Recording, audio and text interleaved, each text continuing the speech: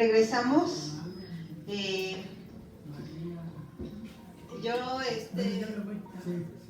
les hago un llamado a las hermanas que se encuentran allá afuera.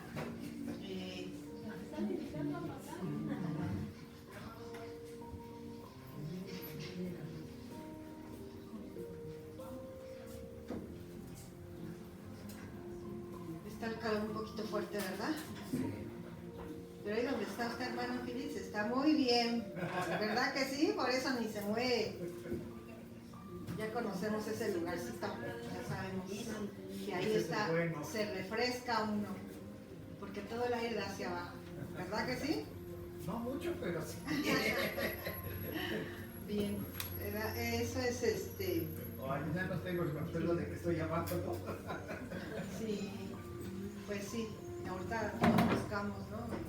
Yo luego estoy en el patio de su casa de ustedes y veo las hormiguitas como caminan y corren porque quieren escaparse del sol, ¿no? Y yo, y mis nietas las pequeñitas mojan con una pistola así. Y dice, ay, para que se refresquen. Le digo, pues sí, así andamos como ellas buscando la sombrita o buscando algo que nos refresque, ¿verdad? Bueno, hermanos, pues aquí regresamos a este tiempo y pues nuevamente pues le damos la bienvenida a nuestra hermana y querrá usted darnos un mensaje, algunas palabras a esta iglesia, algo que Dios haya puesto en su corazón, algo que usted quiera expresar. Podemos darle ese tiempo a usted, hermana.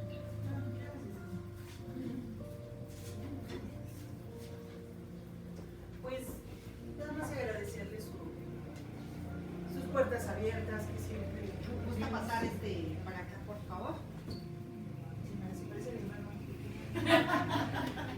Soy discípula del hermano Ángel. Ángel. Lo sé. Yo lo sé. Bueno, Primero de Cristo y luego del hermano. así es, del hermano Ángel. Sí, ya. Pues tantos años. Platicamos con la hermana que tenemos como 25 años, ¿no? ¿La conocemos? Sí, hermano, 25 años. También el hermano, maestro de mi esposo, cómplice de aventuras. Hace rato la hermana leía un poema que es cierto, hace mucho tiempo que no lo escuchaba. Y yo todos tenemos autores favoritos. Esta generación somos los que siempre tenemos autores favoritos, ¿no? Y yo tengo un escritor favorito que es Amado Nervo, no como persona, sino como escritor, porque como persona pues todos tenemos las miles de fallas. Y en particular hay un poema que se llama En Paz, y fue siempre y ha sido mi poema de vida. Y dice, muy cerca de mi ocaso, yo te bendigo vida, porque nunca me diste ni esperanza fallida, ni trabajos injustos, ni pena inmerecida. Porque veo al final de mi rumbo, de mi rudo camino, que yo fui el arquitecto de mi propio destino, que si extraje la miel o la hiel de las cosas, fue porque en ellas puse hiel o mieles sabrosas. Cuando planté rosales, coseché rosas. Cierto, a mis lozanías va a seguir el invierno, mas tú no me dijiste que mayo fuese eterno. Hallé sin duda largas noches de mis penas, mas no me prometiste tú solo noches buenas, y en cambio tuve algunas santamente serenas. Amé y fui amado, el sol acarició mi faz. Vida, nada me debes, vida, estamos en paz. Y me gusta recordarlo, porque muchas veces nos gusta echarle la culpa a los demás y a los demás, ¿no? Nos gusta decir que si nos va mal es porque alguien me miró mal. Si algo sucedió en mi vida es porque seguramente alguien me envidió, pero yo hoy quemo las hojas de laurel y quito la energía y ¿cómo se dice? ¿Y proclamo? ¿Ahora cómo se dice? Declaro, y yo por más que declaro, hermano, que mi marido sea mejor, no llega, hermano, algo no funciona.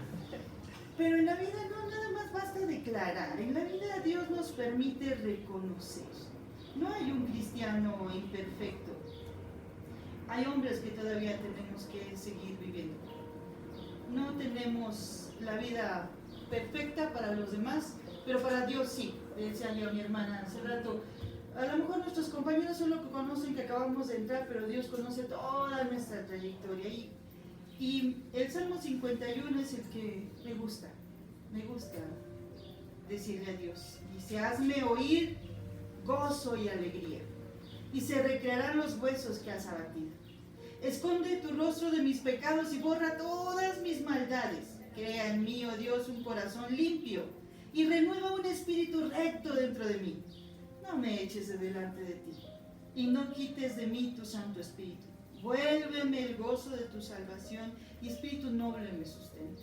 Y entonces enseñaré a los transgresores tus caminos, y los pecadores se convertirán a ti.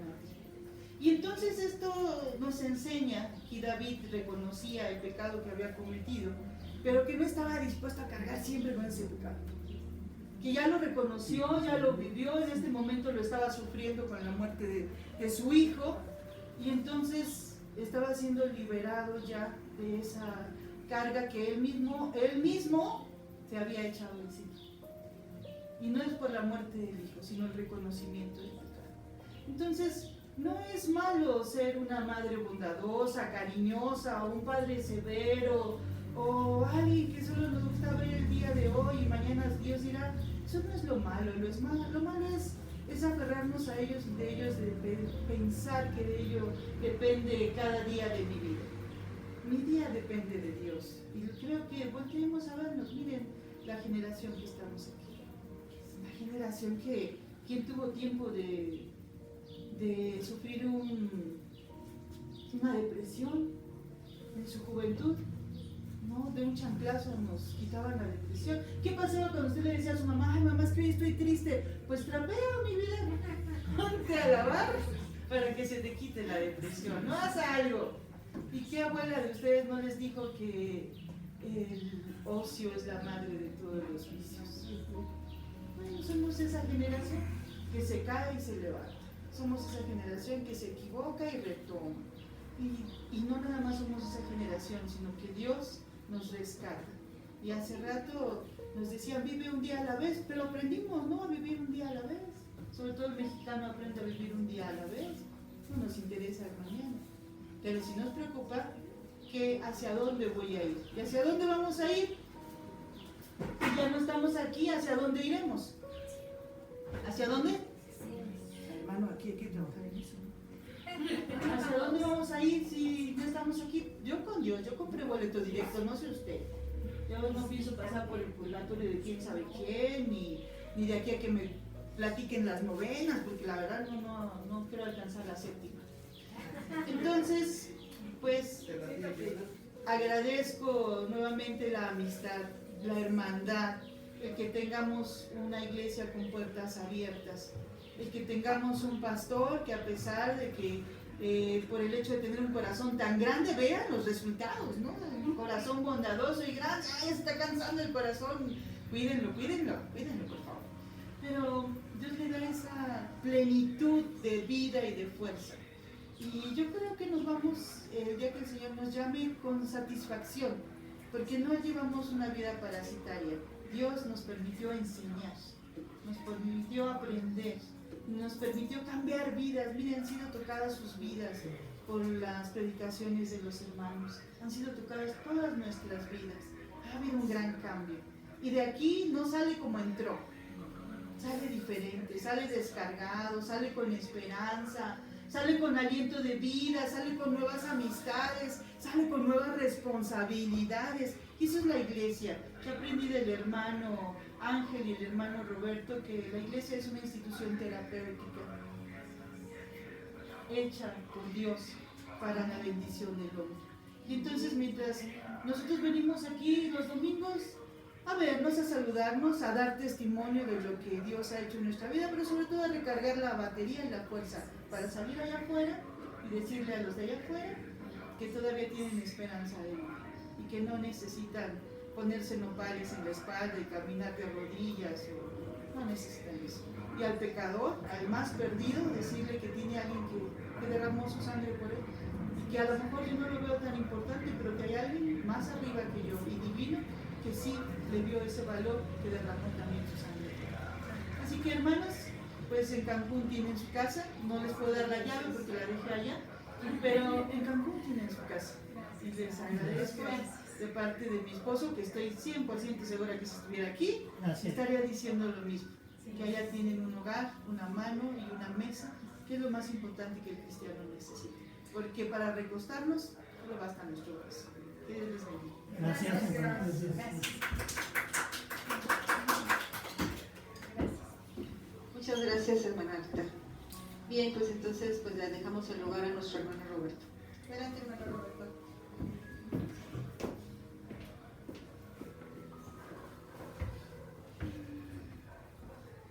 Buenos días, ya tardes.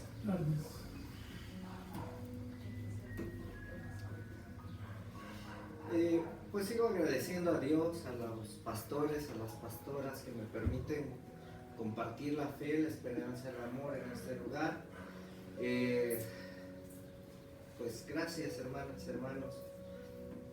También pues mandar saludos a la iglesia en Cancún, por favor, hermana Rita.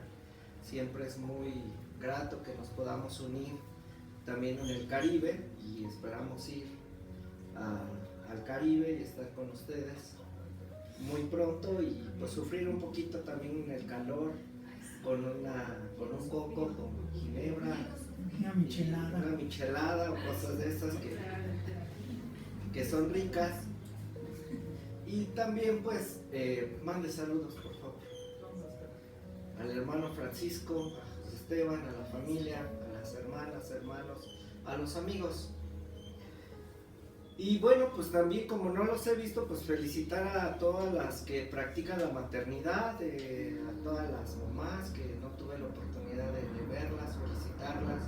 Siempre es muy bueno recordar la importancia de la maternidad en nuestro contexto y celebrar la vida por ello. Así es de que a pesar de las situaciones luego tan complicadas que vivimos con las crías, con las bendiciones, la maternidad es un don muy bello. Y bueno, pues también a los que profesan pues ser maestros, maestras, quiero felicitarlas. Sé que aquí hay esta profesión, pero también hay este ministerio en este lugar. Entonces siempre agradeciéndoles por compartir los saberes, por compartir las enseñanzas y lo que Dios también va dando a cada una y a cada uno. Entonces hoy quiero ser breve en esta reflexión y agradecer el Evangelio según San Juan Gabriel 1:1 porque me ayudó mucho a entender cosas que hoy voy a tratar. Gracias, hermana, de veras. Amado Nervo quedó pequeñito con Juanga, pero bueno, precisamente esa es la vida, esa es la sabiduría de la vida y esa es la riqueza que podemos compartir entre nosotras como comunidad. Así de que vamos a abrir su Biblia, la Biblia, en Marcos 3. Yo seguiré abordando el Evangelio según San Marcos. Y hoy vamos a ver el capítulo 3.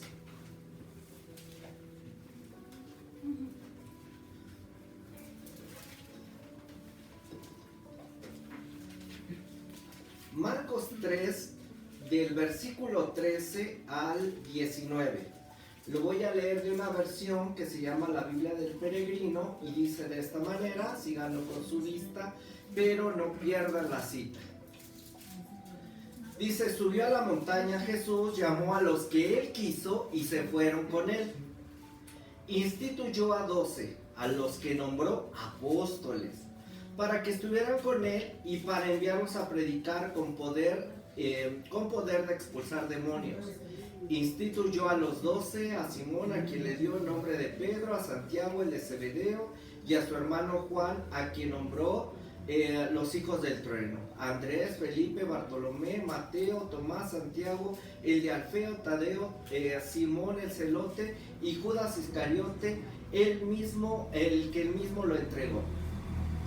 quiero partir que recuerden que lo que estoy compartiendo es una forma de leer la escritura, de cómo reflexionar en ella, cómo meditarla, y que esta lectura, esta forma de lectura o esta metodología de lectura pueda ser terapéutica. Hoy la hermana Rita utilizó ese término, una comunidad terapéutica, pero es cuando ustedes estén en su casa, cómo yo voy a interpretar estos pasajes, cómo voy a interpretar cualquier poema, pero también cómo voy a interpretar la situación que estoy atravesando en mi propia vida. O sea, la cuestión de interpretación tiene que tener una perspectiva, y desde ahí yo quiero abordarlo. Y nuevamente voy a poner ese término que he estado abordando que suena raro, pero que me gusta decirlo, que es la alteridad. O sea, Jesús sube a una montaña, empieza así el Evangelio, y desde ahí ya empiezo yo a tener un análisis de este tipo de interpretación. ¿Qué quiere decir al subir a la montaña? Y me remite o nos tiene que remitir pues a Moisés, que ahí se entregan las leyes, las normas que un pueblo tiene que tener. Entonces me pone a pensar que la literatura de Marcos tiene que ver con una analogía, está poniendo un ejemplo de la montaña, como Jesús sube como subió Moisés. ¿A dónde sube? ¿Ya que sube Moisés? A tener una cercanía, un encuentro con Dios, con lo sagrado. Y así pasa con Jesús. Jesús tiene un encuentro con su Dios, pero algo que está bien interesante. Dice que Él llama a los que Él quiso. Y a veces institucionalmente ponemos títulos y nombramientos grandes, ¿no? Los apóstoles, y nombró a los apóstoles. Pero, otra vez me pone a pensar en esta metodología. ¿Por qué 12? Como las 12 tribus de Israel, que las 12 tribus de Israel representaban la identidad de un pueblo. Entonces Jesús está haciendo una nueva propuesta de identidad. ¿De quién? De una nueva comunidad, una comunidad alterna. Entonces Jesús dice que Él llama a los que Él quiere, no a los que tienen mayores conocimientos, no a las personas que son como más de alto rango, a los que Él quiso, dice. Y partiendo de eso, empieza a hacer nuestra reflexión. Partimos de que entonces Él sube, que es una analogía y un ejemplo del monte Sinaí, y que Él llama a los que Él quiere, como las 12 tribus de Israel, llama a 12. Entonces, en la tribu de Israel no solamente había hombres, había de todo tipo. Pero lo que tenemos que poner atención es lo que inicia el Evangelio, Marcos 3:13, y dice: subió a la montaña, llamó a los que Él quiso, y se fueron con Él. El tema, más allá de las grandes hazañas teológicas, milagros y todo lo que hicieron los discípulos, tenía que ver con pasar tiempo con Jesús. Y volvemos a la cuestión de qué quiere decir. Yo le puse por título a la reflexión, otra vez, subir a la montaña de la alteridad. Esta cuestión de mirar a la otra persona. Jesús mira a los discípulos, ¿sí? Sin importar qué profesión o qué oficio tengan. O sea, vénganse.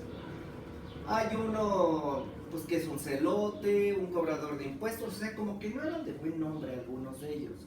Otros, los hijos del trueno, que tenían, se les nombra así porque tenían un carácter de los 1000 demonios. O sea, por eso así se nombran. Y por último aparece hasta el Judas, que dice que es el que lo traiciona. O sea, como que no era de mucho fiar o confiar. Entonces, vean a los que llama Jesús. Y la alteridad es eso, no mirar con condicionamiento a la persona, aceptarla tal cual es, así tal cual es. Voy a poner un ejemplo. Yo veo la necesidad, hace rato compartimos las necesidades, ¿sí? Pero yo voy a ir a orar por esa persona, pero la alteridad es como viva, como esté, como su condición. Yo voy a compartir también su dolor, su situación. Ya no es alteridad cuando yo le quiero decir, sí, pero quita eso, pon esto, mete aquello, para que entonces te vaya bien. Porque yo lo quiero hacer a mi forma. Alto. Eso no es alteridad. Eso no es la propuesta de ese Jesús cuando llama.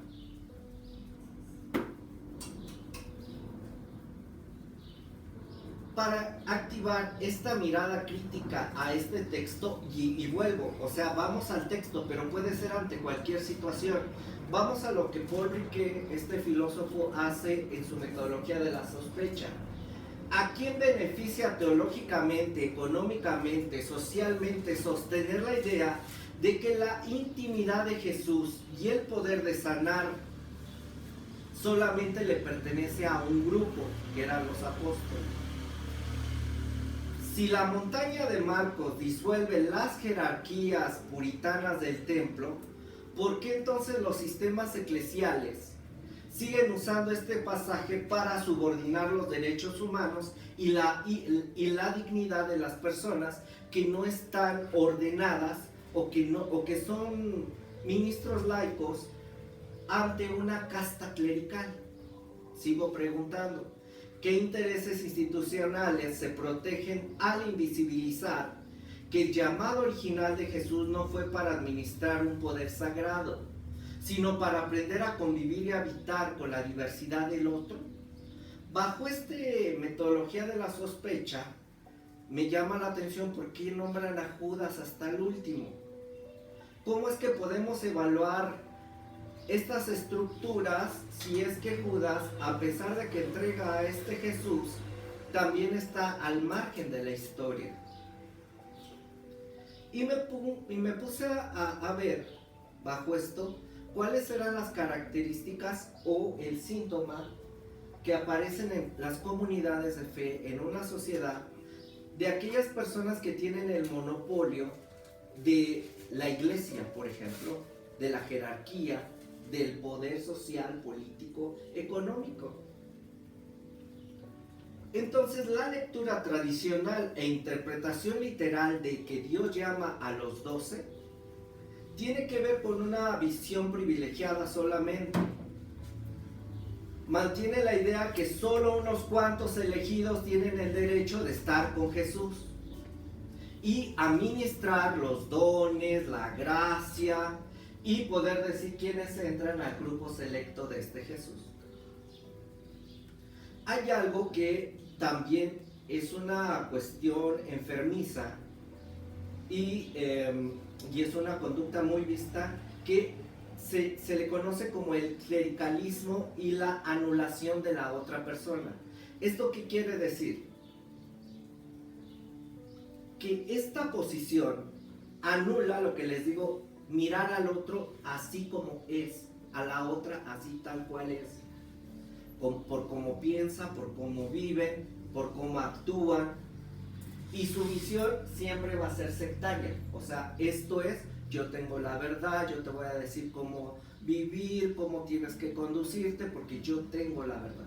Eso es una cuestión, una visión sectaria, y cuando tienen ese poder, pues hay que leerlo de esa manera. Nos quieren imponer pues una condición. Entonces, partiendo de esto, pues quiero ver primero que no lo veamos de manera literal el pasaje. Pareciera que es una historia que relata el llamado de sus 12 discípulos, pero lo que nos tiene que poner atención es el pasaje, el pequeño pasaje que dice para que estuvieran con él. O sea, él llama para que estuvieran con este Jesús. Él llama para convivir con estos amigos, con estos personajes. les he dicho que esto se llama desmitificar, o sea, quitar así como el gran poder, el gran nombre que tiene ser discípulos, y el ser discípulos o apóstoles nada más es estar con Jesús. Hace rato decía, y bien dijo la hermana Lupita, pues sí, soy discípulo del hermano Ángel, y sin afán de arrogancia ni prepotencia, no, hay que aceptarlo. Todos hemos aprendido del hermano Ángel. ¿Por qué? Por lo que dice, a veces somos más vistos que escuchados. Pues somos discípulos de él, pues porque hemos estado con él. Desde que se cayó del techo hasta que hemos comido algunas bebidas con frutos.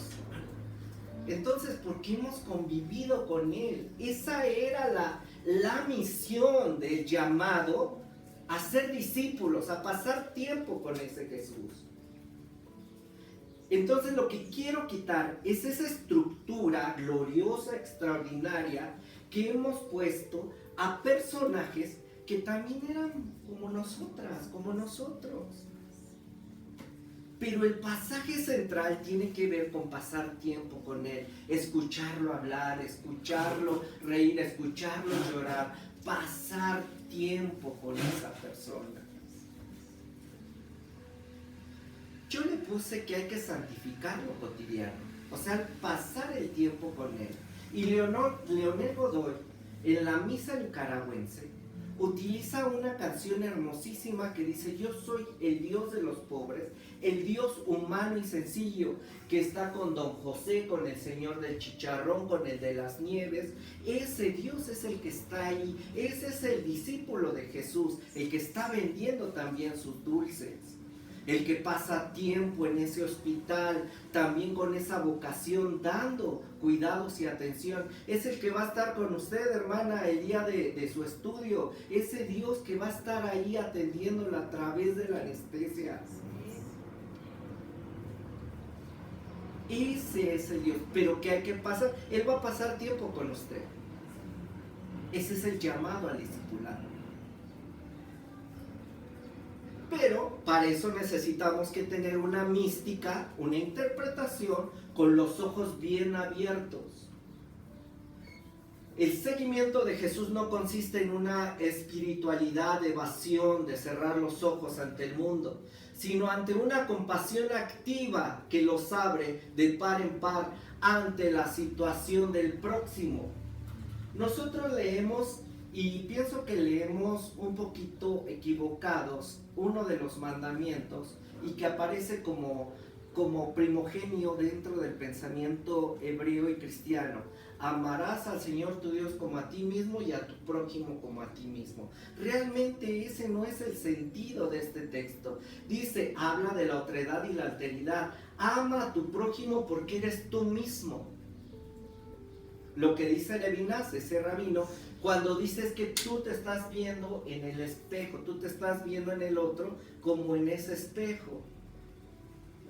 Entonces, para poder abrir los ojos ante la cotidianidad del ser discípulos, hay que tener una vista muy clara. Quitar la arrogancia de leer la Biblia desde una cuestión literal y querer imponer esa lectura y poder abrir los ojos a un Dios humano y sencillo, a una praxis cotidiana, a una actividad de este Jesús. Yo les he dicho que este Cristo es nombrado así por cómo lo conocen, por ser el maestro, pero aquí yo veo muchos Cristos y muchas Cristas, muchas Jesúsas. Así de que la praxis de este texto nos demanda y no se mide por cuántas horas pasamos en el templo, en las iglesias o predicando, evangelizando, sino por cómo nos acercamos con este Jesús y con las personas, cómo encarnamos la ternura en lo cotidiano. Nuestra tarea diaria es desmitificar, dejar de leer así los pasajes bíblicos de una fe teórica a convertir nuestra fe, nuestra alteridad a una praxis cotidiana y sencilla. Una práctica fraternal, sororal, donde reconoces a Dios a través de la mirada de la hermana y del hermano. Parece ser que subir a la montaña es como mi abuela, que ella bordaba, y somos hilos de un mismo tejido que cobra sentido en el llamado del maestro. La riqueza de ser comunidad no radica en que tengamos los mismos rostros ni las mismas ideas, sino en la generosidad de sentarnos en torno a una mesa y compartir la montaña, compartir allá arriba que el aire es claro, que es fresco, para abrazar las diferencias. Este Jesús nos recuerda que esta palabra del llamado no tiene que ver con dogmas ni muros para poder tener arrogancia ministerial, sino para poder reírnos de la vida misma, hacer una lectura más cercana a la Escritura, para descubrir que estar cerca de Dios es inevitable. Y esto es estar cerca del hermano, de la hermana. Así es de que no podemos amar a Dios, a quien no hemos visto, e ignorar al que tenemos cara a cara. Dios amor nos bendiga, hermanos. Gracias.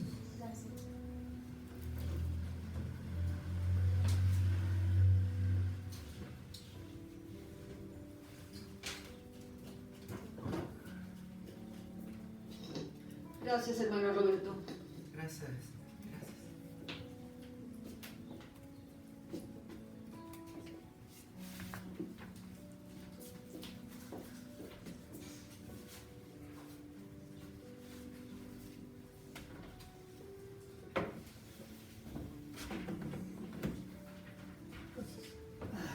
Gracias, hermana Rita.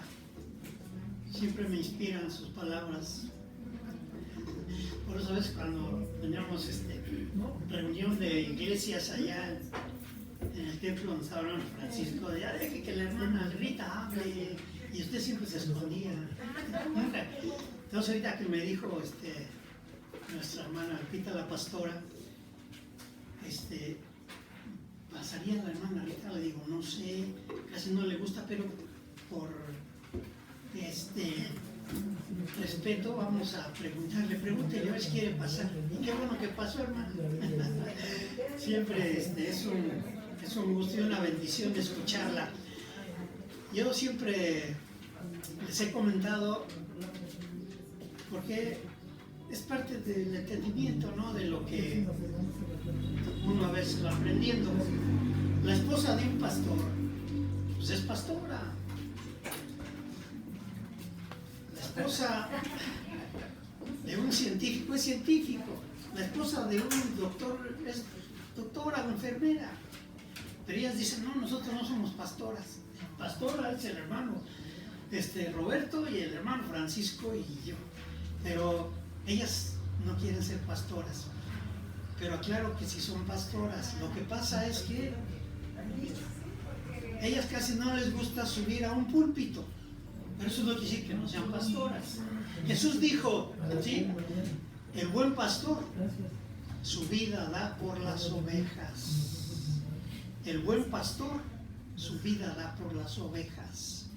Y yo recuerdo que una enfermera, que son las dos también enfermeras, la hermana Rita, es una excelente enfermera, la hermana Vero también, son excelentes enfermeras, y cuando están cuidando a pacientes enfermos, recuerden en el COVID, hubo muchas enfermeras que dieron su vida por estar cuidando enfermos.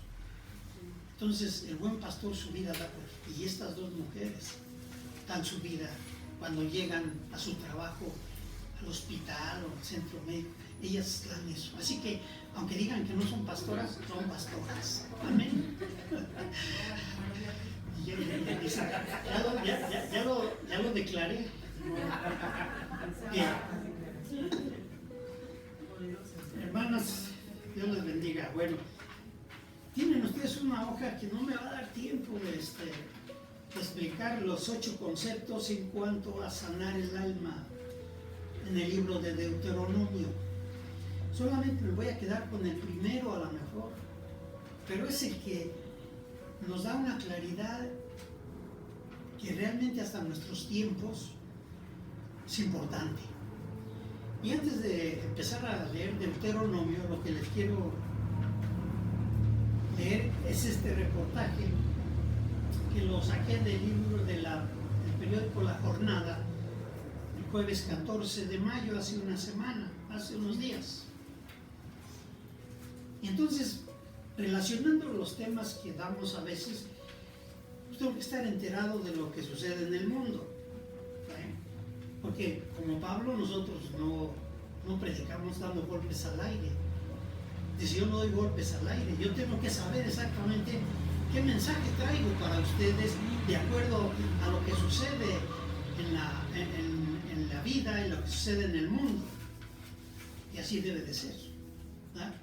Entonces les voy a leer este reportaje que me interesó mucho, que va relacionado con este libro de Deuteronomio.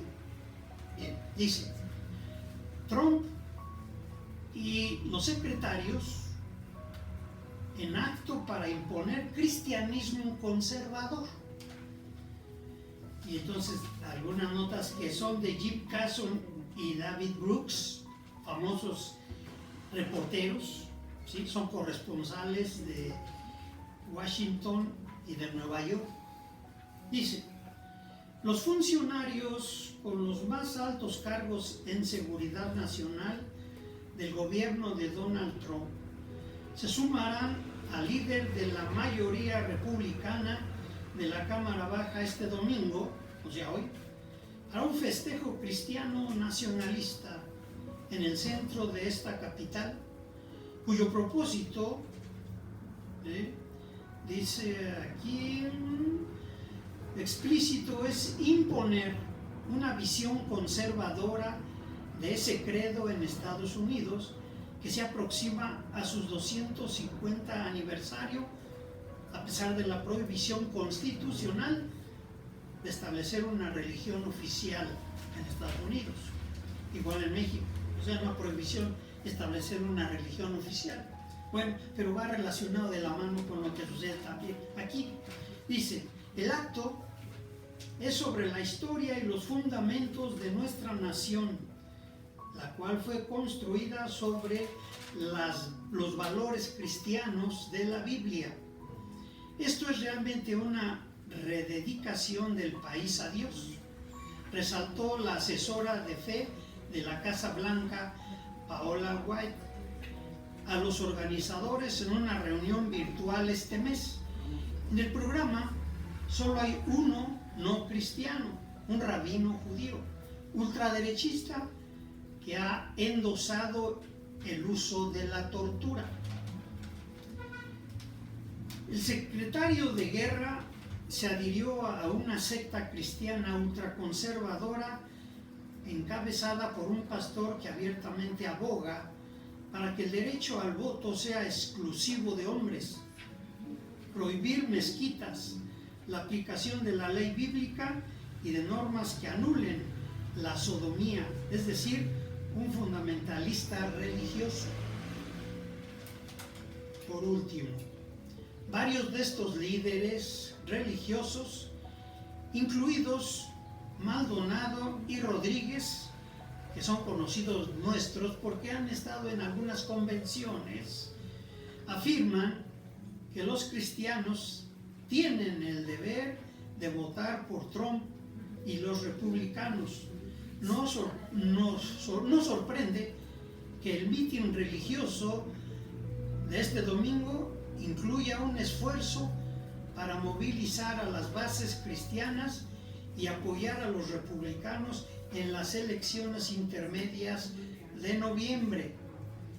Críticos han expresado alarma por la influencia cada vez más amplia de la religión en la vida oficial del país y advierten que Estados Unidos está en peligro de convertirse en un estado fundamentalista.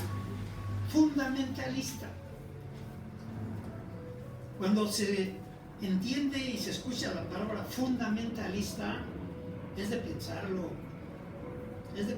porque quita los países fundamentalistas, basados principalmente en sus libros sagrados, que uno de esos pues, es el cristianismo, que se vuelve fundamentalista, otro es el Islam a través del Corán, algunos otros de Medio Oriente, como son los Vedas en la India, ¿sí?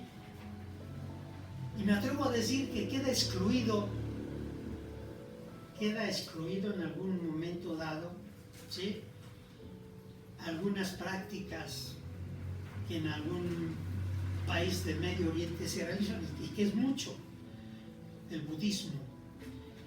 Ellos son los que menos están influidos por el fundamentalismo. Pero lo que son las tres grandes religiones en el mundo, ¿sí? El cristianismo, el judaísmo y el islam, son fundamentalistas. Y eso es lo que en cierto momento hay que tenerle miedo. Hace rato hablaba yo de las pandemias, de los conflictos que vienen en nuestra época. Y ahorita precisamente hace unos 15 días surgió un nuevo brote de un virus que está espantando en una parte del mundo. Todavía dicen que no se va a considerar así, que es el hantavirus, que se desprende precisamente de un crucero que estaba en Sudamérica, principalmente en Argentina. De ahí empezaron a haber unas enfermedades tremendas, que es el hantavirus. Las enfermeras saben mejor que esto, más que yo, pero el mundo está inquieto por ese brote de hantavirus, un nuevo conflicto, y que esperan que no sea así como el COVID-19, que inmediatamente empezó a alertar el mundo. Pero ya están los médicos y la OMS atendiendo ese asunto. Casi la mayoría o muchos de los pasajeros de ese crucero, algunos se enfermaron, ya han muerto varios. Bien, estamos preocupados por esas enfermedades, claro que sí, pero también hay que preocuparnos por cuestiones fundamentalistas, porque de repente vemos lo que a lo mejor de una manera así informativa, en radio, televisión y en periódicos se alarma uno. Pero cuando habla uno de fundamentalismo, cuidado, porque esto también es una pandemia y también es destruir y matar a las personas que están en contra de los principios del libro religioso al cual se basan. Y yo estoy hablando aquí del cristianismo, estoy hablando de la Biblia. Entonces, cuando se utiliza la Biblia de una manera equivocada, estamos también siendo fundamentalistas. Y esta reunión que tiene Trump, y ahí lo dicen grandes personajes, reporteros, de que Estados Unidos ya está encaminándose a un país fundamentalista, de prohibir muchas cosas, o de matar muchas prácticas que no están en el libro sagrado o que contradicen supuestamente la voluntad de Dios. Entonces, me regreso ahora sí al tema. Tuve que explicarles esto porque cuando lee uno Deuteronomio hay que encontrar el sentido. Yo siempre les he dicho, de la Biblia o de cualquier otro libro, tienen que verse tres diferentes niveles. Primero, conocer la Biblia. Pero de ahí, lamentablemente, el cristianismo no la conoce. Y eso lo he comprobado porque cuando me reúno a veces con pastores que tienen 40, 50 años de practicar esa doctrina, ¿y cuántas veces has leído la Biblia? Yo le pregunto y dice, no, leerla para qué toda, yo nada más leo de acuerdo al sermón que voy a dar el domingo. O sea, desgraciadamente no conocen la Biblia. Es el primer paso. Entonces, ¿de qué forma entonces van a enseñar la Biblia si no la conocen? El segundo paso, y es otro nivel todavía que implica años, no es de la noche a la mañana, es interpretarla. Hay que entenderla, hay que interpretarla, no solamente leerla de una manera literal, así lo dice y así debe ser. No, ese es el peor error. Es el peor error de los fundamentalistas. La aplican según como está escrito. Y es entonces tienen su alma enferma. Están enfermos en su concepto del alma. Y recuerden que el alma no es una parte etérea que no se ve ni cuando ve. Es exactamente lo que pensamos, lo que sentimos y lo que hacemos. Esa es nuestra alma. Por eso, sin temor a equivocarme, yo puedo decir si la persona tiene el alma enferma o no, de acuerdo a la forma en que vive, de acuerdo a la forma en que se comporta, de acuerdo a la forma en que desarrolla todas las cosas que hace en su diario vivir. Pues es enferma, como el médico, ¿sí? Llegamos a veces al hospital o a la clínica, que por cierto, no se te olvide, mujer, no toque el día 20, consulta médica. Entonces, cada vez vamos a chequeo, pero de repente llega un médico y empieza a vernos y ya sé lo que tiene, no necesita decirme, ¿sí? O sea, como que ya, ahora sí que como algunas hermanas y hermanos dicen, perciben en algún momento dado si estamos con salud o no, pero a veces no se dejan que uno les explique, ya sé lo que trae y ya no están recetando. Bueno, entonces es importante que podamos conocer, depende cómo habla la persona, lo que dice y qué practica. No es sencillo decir tiene su alma sana o tiene su alma enferma.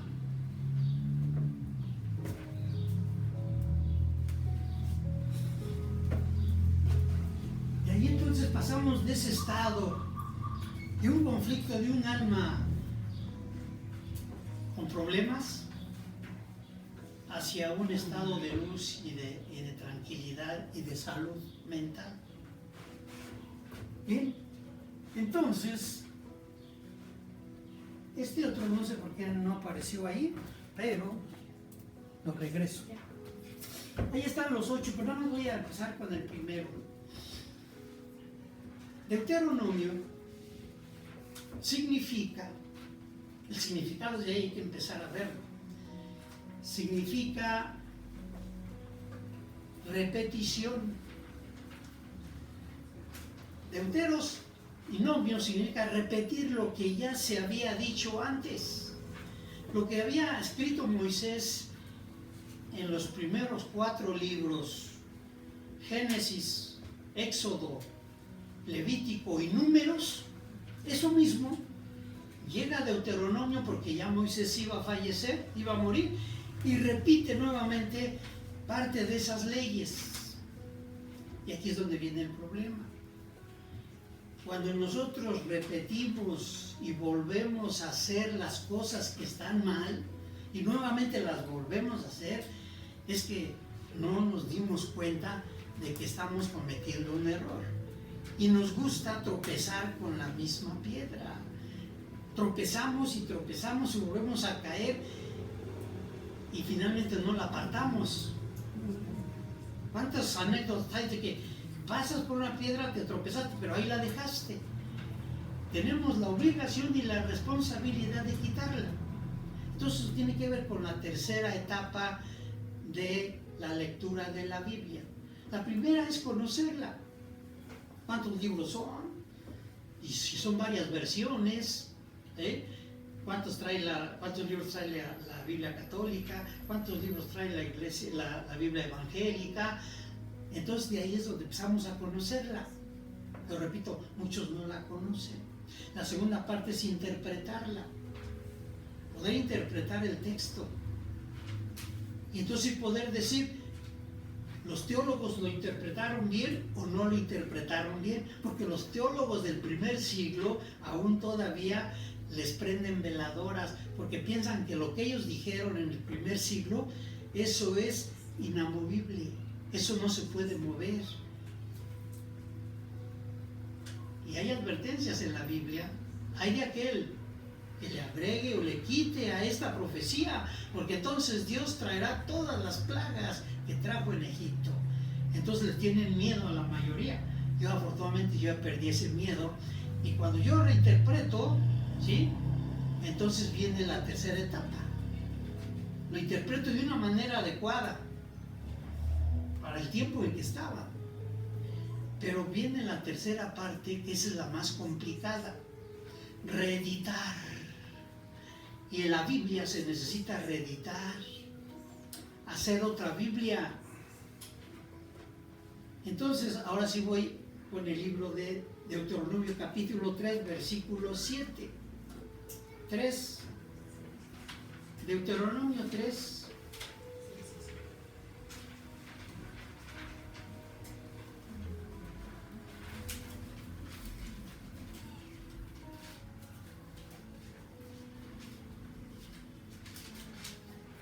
Versículo 6 y 7. Está escrito: tal como hicimos con Sehón, rey de Hesbón, destruimos por completo las ciudades con sus varones, mujeres y niños, pero nos quedamos con todo el ganado y el botín de sus ciudades. Procedimientos y una manera de actuar desde ese tiempo del Antiguo Testamento en la ley de Moisés. Cuando tú vayas y conquistes, ¿sí?, una ciudad, tienes que destruirla por completo, que no quede nada. Hasta los perros, dice, tienes que destruir. Y un día le preguntaron a Netanyahu, el que ahorita está y ya casi arrasó con Gaza, con los palestinos, pero ¿por qué estás destruyendo a los palestinos? ¿Por qué destruyes niños, mujeres? ¿Qué problema tienen? Esos no son de Hamás, esos no son los que te hacen la guerra. Y él dice, es que en nuestra historia, si nosotros dejábamos niños, ellos cuando crecieran se vuelven nuestros enemigos. O sea, está repitiendo. Este Deuteronomio es la repetición de las leyes que tiene Moisés. Entonces, cuando hay esta situación, dice uno, bueno, ¿qué hago? Pero si dice Moisés que Dios le dio las leyes, yo les dije, Moisés necesitaba 3 leyes para formar una nación, ¿sí? Una ley civil que hiciera que el pueblo de Israel conviviera juntos en orden, en paz, que se relacionaran unos con otros. Eso requiere una ley civil o una constitución, como la Constitución de México, para que civilmente podamos convivir. El bien común sea lo mejor de esa constitución. Pero necesitaba otra ley, que era la de tener un ejército con el cual iba a conquistar todo el país. Necesita un ejército para poder sobrevivir, porque los que no tienen ejército los destruyen. Y el tercero, una ley religiosa. Esas 3 cosas.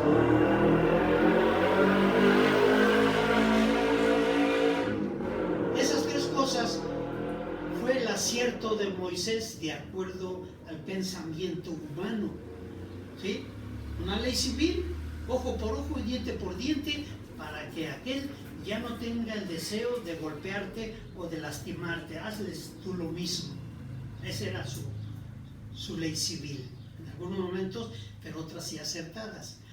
La ley militar era, yo tengo que conquistar ciudades, naciones, pero no la voy a conquistar con soldados temerosos, miedosos, que habían sido esclavos y solamente obedecían las órdenes. ¿Cómo convertir a 650,000, porque eran mayores de los 20 años, para ser parte del ejército? ¿Cómo convertir a 650,000 hombres miedosos, ¿sí?, que solamente sabían obedecer, en un ejército? Se dio cuenta que no podía, porque tenían miedo cuando fueron los 12 a inspeccionar la tierra y regresaron temerosos. Dijeron, no, nos van a destruir. Entonces, ¿cómo hacer a una persona insensible, cómo hacer a una persona sádica, cómo hacer a una persona violenta, Moisés dijo, ahí es el acierto. Entonces yo me voy precisamente a lo que implica de una manera, no sé si sea biológica y psicológica, me voy a la necrofilia. Me voy a formar una mente de los soldados y del ejército que aprendan a disfrutar y anhelar la sangre. Y empieza con el proceso de las ofrendas supuestamente para Dios. Y todos los días tenía que haber sacrificios, derramamiento de sangre, porque si derramamiento de sangre no hay libertad y no hay perdón, así decía. Entonces era muy astuto Moisés y empieza a crear durante 40 años que anduvieron en el desierto un ejército sádico, un ejército que buscaba la sangre como parte de su deseo de hacer sufrir a las personas. Primero hacemos sufrir a los animales, primero vemos cómo se corre la sangre y empieza uno a sentir ese deseo, y eso es la necrofilia, amor por el sufrimiento y por el derramamiento de sangre. Nos volvió necrófilos. Y después dijo la ley religiosa, pues también me la voy a echar. Y hizo la ley religiosa.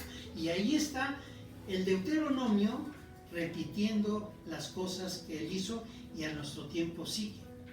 Pero la tercera etapa, que es lo que quiero dar más énfasis, es: ya conozco la Biblia, ya la he leído, no una vez, la he leído 20, 30, 40 veces, pero eso no se les pide a ustedes, porque ustedes son congregantes, ustedes tienen otras ocupaciones, ustedes no se van a dedicar de lleno a lo que es el servicio de una iglesia, pero nosotros sí, y nosotros no podemos decir, pues si no la he leído ninguna vez, ¿ah?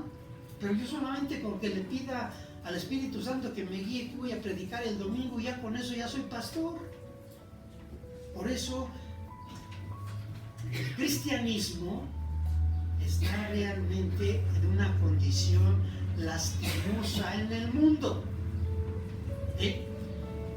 Pero ya la segunda etapa ya implica un mayor compromiso, una reinterpretación.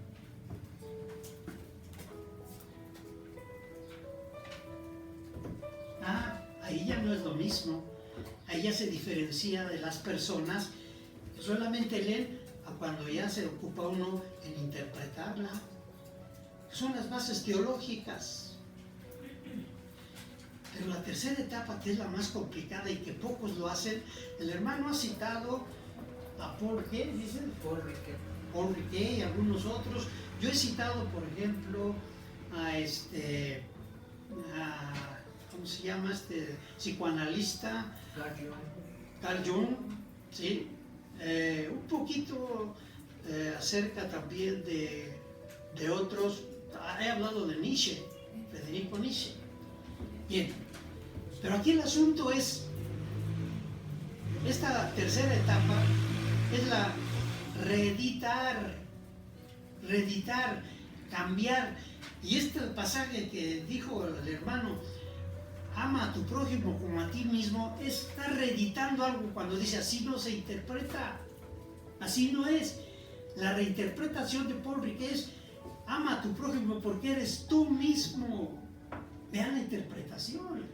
Eso es nuestra obligación, reinterpretar o reeditar lo que realmente se ha interpretado mal. Y por eso el cristianismo tiene una pobreza mental y espiritual muy grave, que es lo que nos conduce a las condiciones de este mundo, de los conflictos que hay. Pero ¿quién se atreve realmente a reeditar las cosas de la Biblia? Solamente los que nos hemos sacudido ese miedo de que aquí dice Dios que no se le cambie ni una jota ni una tilde. No, yo los cambio y yo lo reedito y yo lo modifico. ¿Y saben por qué? Porque Jesús lo hizo. Como nosotros somos discípulos de Jesús, la hermana Lupita se lo agradezco, soy discípulo del pastor Ángel, está también aprendiendo, es lo que yo les digo, interpreten, pero también reediten, cámbienlo, ya no traduzcan esto, no enseñen a las personas así como está escrito, ahora pónganle lo que realmente Jesús decía.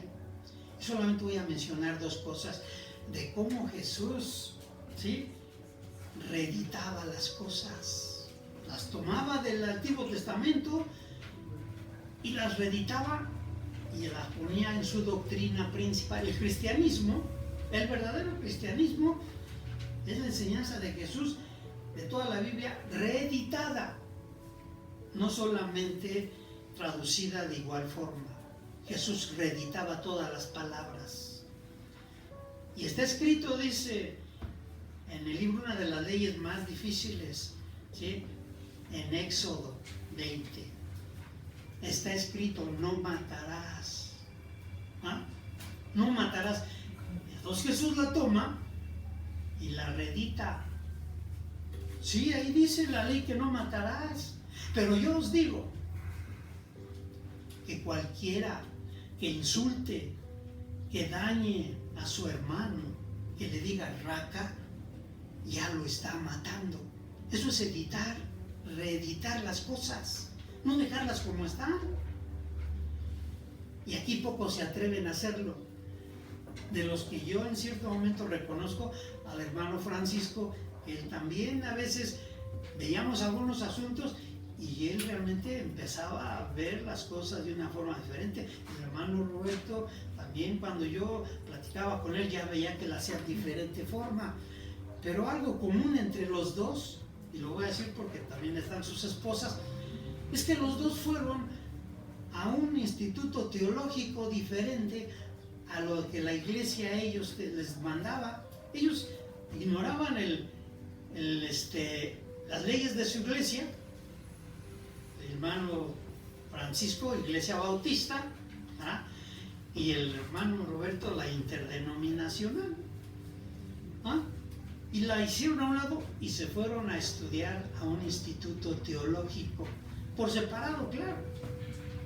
Pero cuando yo platiqué con ellos me di cuenta que ellos pensaban de manera diferente. Ellos sí estaban dispuestos a reeditar lo que estaba escrito. Dije, estos son de los míos. Con ellos sí me entiendo. ¿Ah? Y eso precisamente hasta la fecha nos llevamos bien.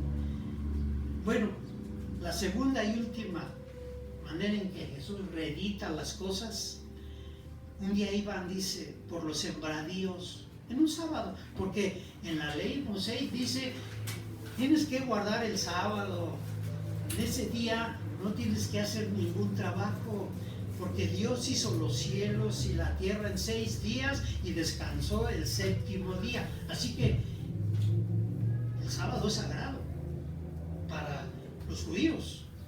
A las 6 de la tarde en Jerusalén y en el mundo donde hay familias y personajes judíos, a las 6 de la tarde del viernes empieza su Shabbat. ¿Por qué? Porque dicen, quien no cumpla con el sábado, quien no guarda el sábado, será desterrado del pueblo y será muerto. Ese tipo de cosas, leyes punitivas, de amenazas, de advertencia y de condenación. Y la Biblia, en su gran mayoría, es una ley punitiva. Pero sorpresa, para muchos les gusta que los estén, ¿sí?, aguijoneando.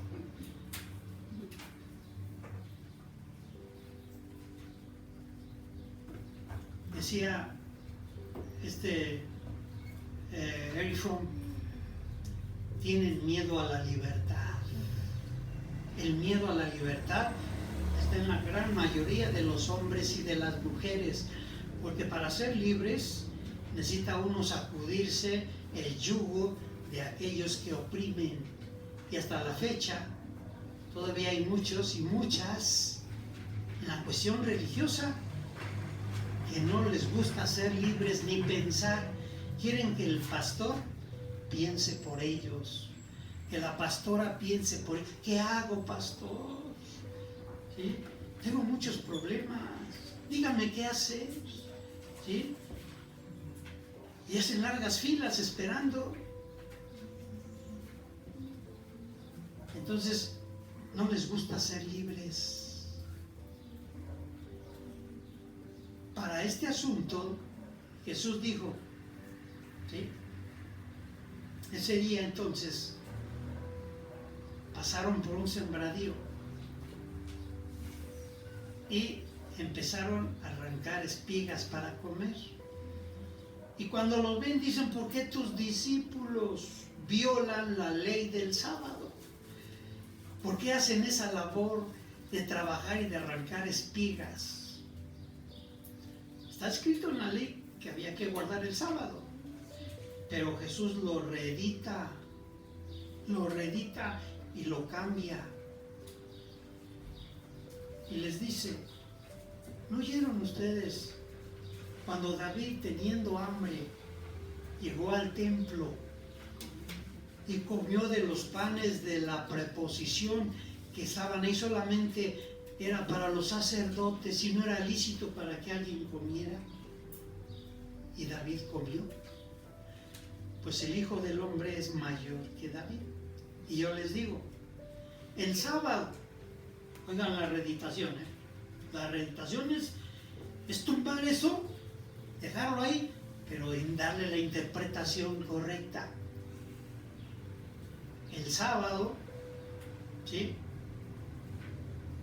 se hizo para el hombre y no el hombre para el sábado. Cualquier ley se hace para que el hombre la use y no que el hombre se someta a la ley. Por tanto, dice Jesús, el Hijo del Hombre es Señor de la ley. Reeditar la Biblia nos pone en la condición de señorear sobre ella, sobre lo que está escrito. Nosotros señoreamos sobre la ley, pero aquellos que se someten, que lo que está escrito aquí es lo que tienes que hacer, entonces está haciendo la ley, ¿sí? El hombre está haciéndose obediente y dependiente de la ley. Es una diferencia de reeditar. Está bien el sábado, sí, está bien la ley, está bien la Biblia, tenerla, pero se hizo para que nosotros la usemos correctamente. Y modificar, interpretar y reeditar lo que viola los derechos humanos. Cuando aquí un texto, una cita bíblica condena, amenaza, si castiga a un ser humano, eso está mal y eso no es de Dios.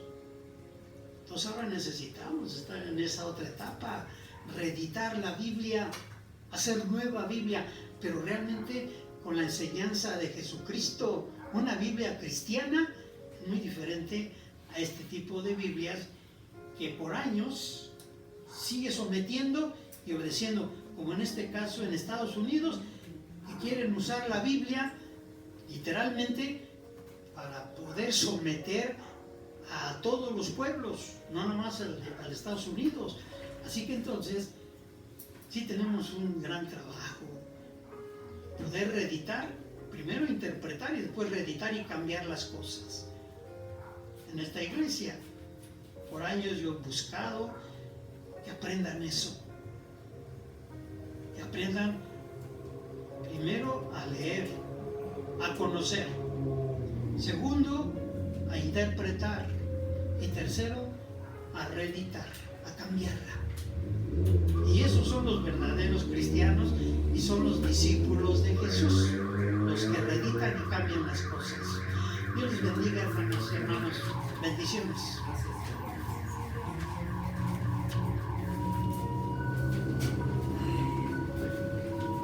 Gracias te damos, Dios, oh Señor, por esta palabra, Señor, que nos has permitido escuchar. Te agradecemos, Señor, por estas palabras, por estas palabras. Hoy, Señor, es un día especial, que todos los días son especiales.